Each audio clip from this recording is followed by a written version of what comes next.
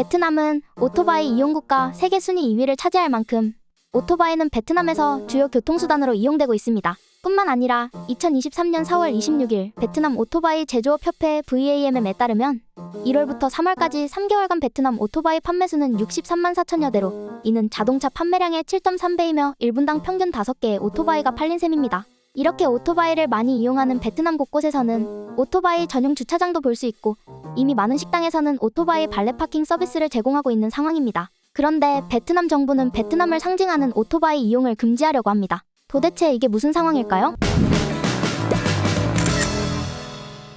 안녕하세요. 베트남 지식대장 호티입니다. 베트남은 2025 도시경제 개발 계획을 승인하면서 오토바이 금지령을 예고했습니다.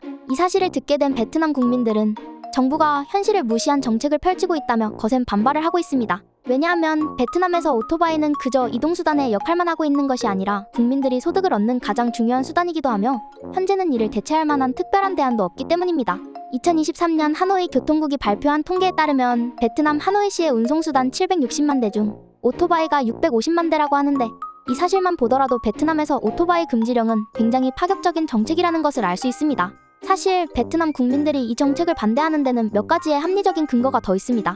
현재 베트남은 도로교통법과 신호체계도 오토바이 위주로 되어 있고 차가 지나가기 어려운 좁은 골목길도 많은 편이며 오토바이가 사라진다면 일자리를 잃게 되는 사람들도 많아지게 됩니다. 그리고 베트남 국민들이 자동차를 구매하는 것도 쉬운 일이 아닙니다.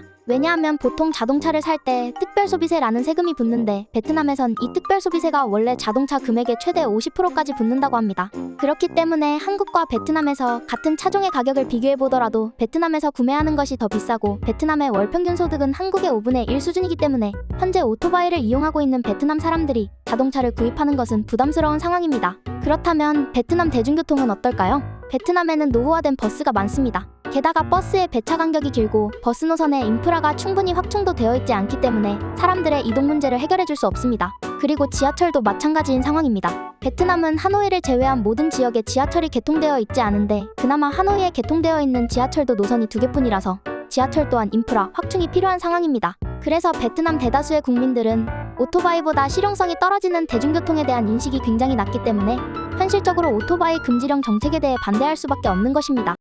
그렇다면 베트남 정부가 도대체 오토바이 금지령을 추진하는 이유는 무엇일까요? 첫 번째 이유는 대기오염 문제 때문이라고 하는데요. 베트남의 성인 남녀를 대상으로 실시한 환경문제 설문조사에 따르면 응답자의 80%가 대기오염을 가장 심각한 문제라고 답했을 정도로 베트남의 대기오염의 문제는 심각한 상황입니다. 심지어 하노이는 2019년 세계 대기오염지수 1위 도시로 발표된 적도 있었는데 베트남 대기오염의 주된 원인으로 개인용 오토바이가 지목되었습니다. 이 사실만 보더라도 베트남 정부가 오토바이 금지령을 추진하려고 하는 이유는 충분해 보이네요.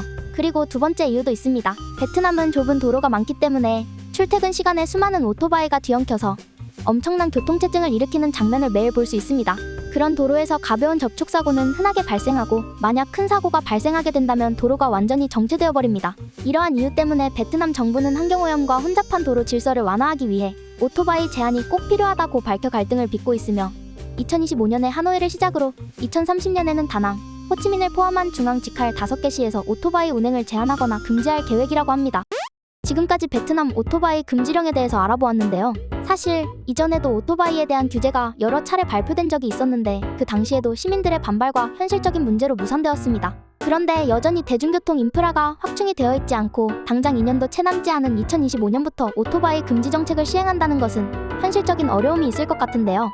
하지만 언젠가는 베트남 국민들의 건강과 미래를 위해 바뀌어야 할 숙제이기 때문에 베트남 정부가 현실적인 대안을 마련하여 베트남 국민들과 잘 풀어가기를 기대해봅니다. 오늘 영상이 유익하셨다면 구독과 좋아요, 알림 설정을 눌러주세요. 호치민에 관련된 정보를 실시간으로 빠르게 답변 받아보고 싶으시다면 영상 하단 설명란에 있는 카카오톡 오픈 채팅방 호치민 뭐든지 물어봐 호티에 입장하셔서 질문을 남겨주세요. 또한 은행정보, 병원정보, 실시간 환율정보 등 다양한 생활정보를 한방에 모아놓은 호티 웹사이트를 통해서도 유익한 정보를 받아볼 수 있습니다.